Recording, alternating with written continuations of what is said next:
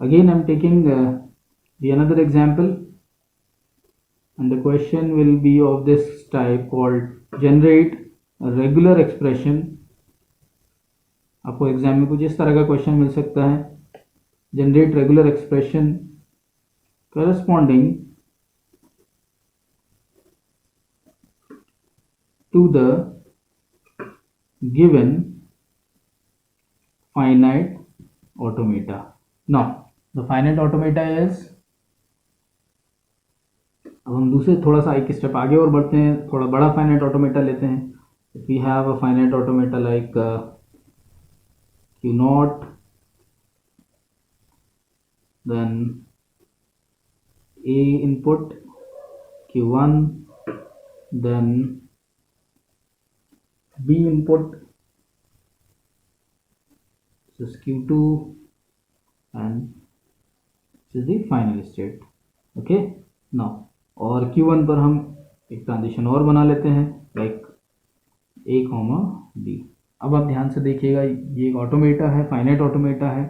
Okay, और इस finite automata को हम पहले भी डिस्कस कर चुके हैं, बट जब हम एक्सप्रेशन लिख लेंगे तब मैं आपको कंपेयर करूंगा लैंग्वेज को, दोनों के दोनों जो है रेगुलर एक्सप्रेशन और इस फाइनाइट ऑटोमेटा की लैंग्वेज, जो कि सेम होगी. ठीक है, चलिए नाउ अब ये फाइनाइट ऑटोमेटा है, हमें इसके करस्पॉन्डिंग क्या करना है, रेगुलर एक्सप्रेशन जनरेट करना है.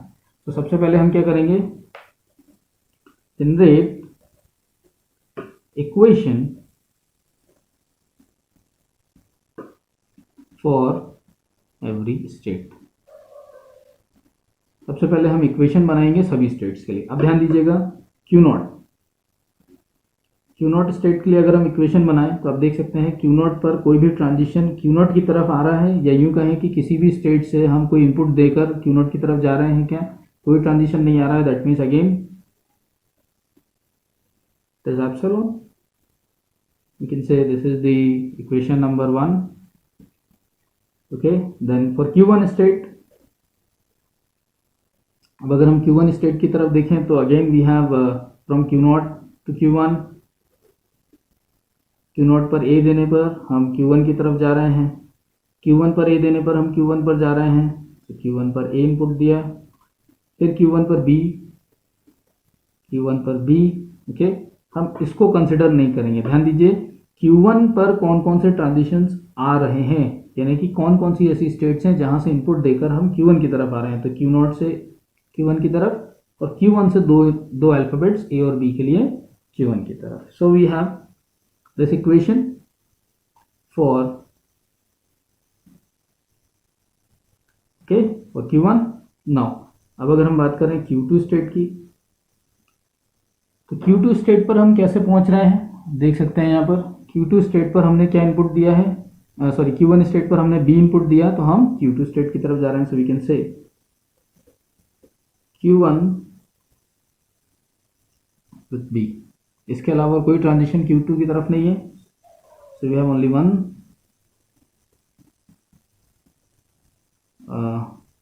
Term which is relevant to the Q2 state. So ये हमने तीन इक्वेशंस तीनों स्टेट्स के लिए बना ली हैं. अब मैंने आपसे कहा था कि जब भी हमें जो regular expression, final regular expression मिलेगा, वो किसके करस्पॉन्डिंग मिलेगा, वो हमेशा हमें फाइनल स्टेट के, यानी कि Q2 स्टेट, अगर इस फाइनाइट ऑटोमेटा की बात करें तो Q2 स्टेट के करस्पॉन्डिंग जो है हमें रेगुलर एक्सप्रेशन जनरेट होगा. मतलब हमें इस इक्वेशन को फाइनली सॉल्व करना है. अब अगर आप देखें तो इस इक्वेशन को फाइनली सॉल्व करने के लिए आपको पहले इस Q1 को हटाना पड़ेगा, इस Q1 की इक्वेशन को सॉल्व करना पड़ेगा, क्योंकि Q1 की भी एक इक्वेशन है. तो Q1 की इक्वेशन को सॉल्व करेंगे. अब Q1 की इक्वेशन पर जाए हम, तो सेम स्टेट को तो छोड़ दीजिए, एक नई यहाँ पर भी एक दूसरी स्टेट है विच इज Q0. तो अगर आपको इस इक्वेशन को सॉल्व करना है तो पहले आपको इस स्टेट को छोड़कर इसके जो टर्म्स आ रहे हैं उसमें जो दूसरी स्टेट आ रही है उसकी इक्वेशन को सॉल्व करना पड़ेगा. तो Q0 से हम शुरू करेंगे. ओके, तो आपको अगर यहाँ पहुँचना है तो आपको पहले Q1 सॉल्व करना पड़ेगा, और फिर Q1 को सॉल्व करना है तो Q0 से शुरू करना पड़ेगा. ठीक है. सो और जब भी आप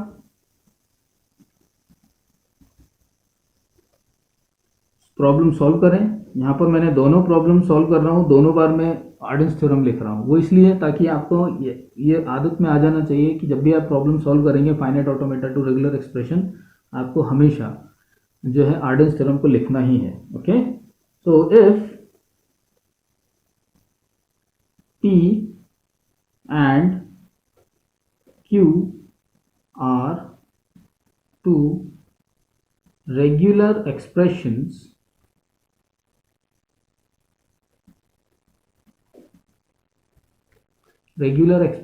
and P doesn't contain epsilon, so that the equation R equals to Q plus R dot P can be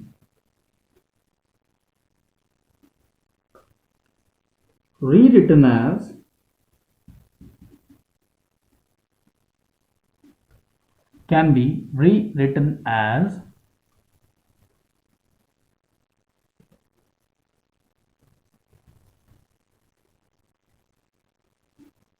yes, R is equals to Q P star। Okay, so अगर आर्डेंस थ्योरम में कहता है कि अगर equation इस तरह से है तो आप उसे इस तरह से लिख सकते हैं। ओके, दैट मीन्स आप स्टेट के करस्पॉन्डिंग डायरेक्ट एक्सप्रेशन बना सकते हैं, लेकिन कंडीशन ये है कि वो कुछ इस तरह के फॉर्म में होना चाहिए, यानी कि जिस स्टेट के लिए आप एक्सप्रेशन बना रहे हो उस स्टेट, वही स्टेट अपने एक्सप्रेशन में होना चाहिए, बाकी सारी चीज़ें जो है वो रेगुलर एक्सप्रेशंस ही हों, यानी कि कोई दूसरी स्टेट पॉसिबल ना हो। Okay, where R is any state of finite automata। Now चलिए अब हम आते हैं वापस अपने सॉल्यूशन पर। सो फ्रॉम इक्वेशन 1, अगर हम इक्वेशन अब यहाँ पर देखें तो फ्रॉम इक्वेशन नंबर 1 आपको, क्योंकि इसके लिए सॉल्व करना है तो आप पहले इस इक्वेशन को सॉल्व करेंगे, और इसको सॉल्व करने के लिए आपको किसकी ज़रूरत पड़ेगी, क्यू नॉट को रिप्लेस करना है तो आपको ज़रूरत पड़ेगी इक्वेशन नंबर 1 की। So from equation number 1 put Q not as epsilon in equation number 2। Okay, so now you have Q1 एज, अब अगर हम Q1 सेकेंड इक्वेशन को देखें, so this equation can be written as Q not को हम replace कर देंगे by its value called epsilon. So epsilon, मैं आपको सिमिलर काइंड ऑफ क्वेश्चन इसीलिए ले रहा हूँ ताकि इसका एक्सटेंशन, जब हम ये एक्सटेंशन है उस प्रीवियस प्रॉब्लम का, जब हम इसको सॉल्व करेंगे तो आपको समझ में आएगा, क्योंकि दोबारा हम वही स्टेप्स फॉलो अप कर रहे हैं। Okay, so A, then we have this equation Q1 dot A plus Q1 dot B, okay, where this identity epsilon followed by R is equals to R।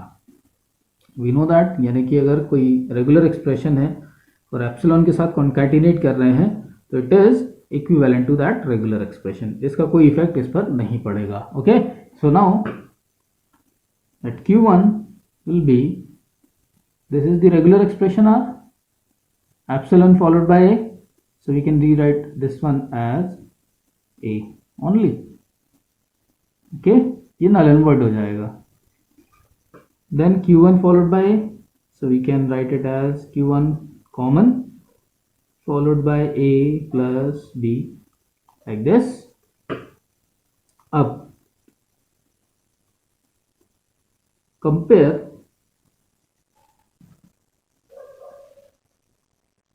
equation number 4th, now this one is equation number 4th with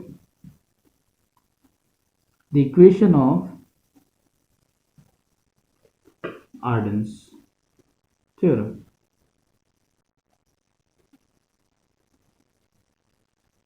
Okay, in that case Q1 will be now compared to A plus B with the Arden's theorem called R is equals to Q plus R dot P can be rewritten as R is equals to QP star. So if you are comparing it again, हम इसको पहले भी देख चुके हैं, R is Q1, so you can rewrite this one as Q1 QP star. Okay, so QP star, Q is A, P is A plus B,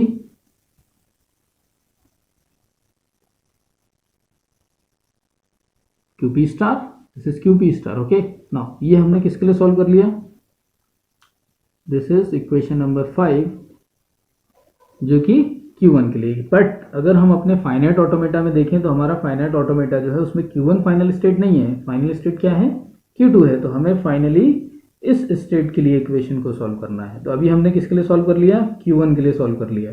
अब हम आएंगे Q2 स्टेट पर सॉल्यूशन निकालने के लिए। Okay, so now put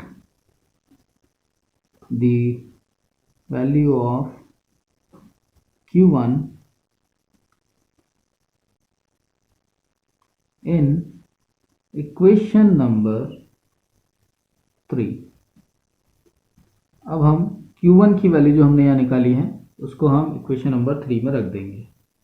so we can say Q2 is equals to Q1। now Q1 is, हमें एक पूरा एक्सप्रेशन मिल गया है, so we can write it here as A dot A plus B whole star. ये वैल्यू किसकी है, Q1 की, क्योंकि एज इट इज हमने यहाँ पर Q1 की जगह पर A dot A plus B whole star की ये जो वैल्यू निकाली थी वो हमने रख दी। बट Q1 के बाद क्या आ रहा है, B, ये आ गया। अब अगर आप यहाँ ध्यान से देखें तो यहाँ कोई स्टेट है क्या आगे, इस इक्वेशन में अब कोई स्टेट बच रही है, नहीं, सारे के सारे क्या आ गए, अल्फ़ाबेट्स की इक्वेशंस आ गई, दैट मीन्स एक्सप्रेशंस आ गए। तो ये क्या है आपका, ये एक रेगुलर एक्सप्रेशन है, और ये रेगुलर एक्सप्रेशन हमने किसके करस्पॉन्डिंग जनरेट किया है, फाइनल स्टेट के करस्पॉन्डिंग जनरेट किया है। That means this is the final regular expression जो आपको बनाना था। ओके, अब आप इस रेगुलर एक्सप्रेशन को चाहो तो वेरीफाई कर सकते हो। कैसे, ये रेगुलर एक्सप्रेशन किस लैंग्वेज को रिप्रेजेंट कर रहा है। अगर हम इसका प्रॉब्लम स्टेटमेंट देखें तो क्या होगा, string the language consist all of the strings of A's and B's, but the condition is string should starts with A and ends with B. अगर आप इस फाइनाइट ऑटोमेटा को ध्यान से देखें तो इस फाइनाइट ऑटोमेटा में आपको क्या दिख रहा है, इस फाइनाइट ऑटोमेटा में अगर हम देखें सो it says that Q1 okay Q not है ना। अगर हम इसकी लैंग्वेज बनाए, इसकी लैंग्वेज क्या बनेगी, इसकी लैंग्वेज क्या बनेगी, A आएगा, उसके बाद A और B की कोई भी स्ट्रिंग आ सकती है, कितनी बार भी A और B का कॉम्बिनेशन आ सकता है, then it ends with B, that means it reads all the strings of A's and B's, okay, it reads all the strings of A's and B's where a string should starts with symbol A and it will end with symbol B. okay, so ये जो finite automata की जो language थी वो language हमने क्या निकाली थी, it is the set of strings A, सबसे छोटी स्ट्रिंग क्या होगी A followed by B, okay, then A एक सिंगल है, B ये एक possible string, A B B ये एक पॉसिबल स्ट्रिंग हो गई, okay, then A double A B, A B then B, so you can see here common pattern क्या आ रहा है, string should starts with A ends with B, string should starts with A ends with p. So we have infinite strings. We can recognize it with the same finite automata. This finite automata, okay, this is the language of this finite automata. ऐसे ही अगर हम इस regular expression को देखें, so this regular expression representing, अगर मैं इसको expand करूं तो मैं कैसे एक्सपैंड करूंगा? This is L1. हम दूसरी लैंग्वेज लेते हैं जो कि इसको रिप्रेजेंट कर रही है, रेगुलर एक्सप्रेशन को. Okay, no, so L2 will be A, okay, followed by, चलिए मैं एक काम करता हूँ, रेगुलर एक्सप्रेशन की लैंग्वेज और ऑटोमेटा की लैंग्वेज. क्लियर? ऑटोमेटा की लैंग्वेज LA और रेगुलर एक्सप्रेशन की लैंग्वेज LR. अब आप यहाँ ध्यान से देखिएगा, A followed by A plus B whole star. Okay, A plus B whole star. अब अगर आप ध्यान से देखें तो A plus B whole star के लिए हमने जो लैंग्वेज देखी थी वो लैंग्वेज हम कैसे लिखते हैं? It consist all the possible strings of A's and B's. It will be epsilon. One length string is A और it may be B, and two length string double A, AB, BA and so on, है ना? ये possible strings होंगी. All the combinations of A's and B's ये represent करता है. Then followed by B. So हम इसको ऐसे लिख सकते हैं. अब अगर मैं इन तीनों को कॉन्कैटिनेट करता हूँ, ये कॉन्कैटिनेशन ऑपरेशन है, ठीक है. अगर मैं इन तीनों को कॉन्कैटिनेट करता हूँ यानी कि इन तीनों को मर्ज करता हूँ, तो पहले क्या आएगा यहाँ से? A, ठीक है, एप्सिलॉन. अब A followed by epsilon is A, जो कि हम यहाँ पहले भी देख चुके हैं.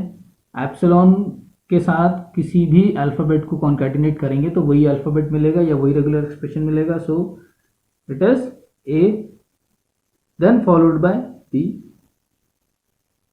ओके, देन A, फिर यहां से क्या आ गया? A, यहां से क्या आ गया? B, फिर A, फिर यहां से B, यहां से B, देन A, यहां से डबल A आ गया, यहां से B आ गया. Okay, similarly A, then AB, यहाँ से B, और इस तरह से अगर हम बनाते जाएंगे तो we can make infinite combinations. Now you can see this is LR and this one is LA. आप कंपेयर कीजिए, AB, AAB, ABB, AAAB, AB ends with B. You can see here AB, AAB, ABB. ये language जो बन रही है same pattern की बन रही है. You can say LA is equivalent to LR. अब आप देख सकते हैं कि ये जो ऑटोमेटा जिस लैंग्वेज को रिकॉग्नाइज कर रहा था, हमने जो रेगुलर एक्सप्रेशन बनाया है, ये रेगुलर एक्सप्रेशन भी उसी तरह की लैंग्वेज को या उसी लैंग्वेज को जो है रिप्रेजेंट कर रहा है. सो आप इस तरह से वेरीफाई भी कर सकते हैं.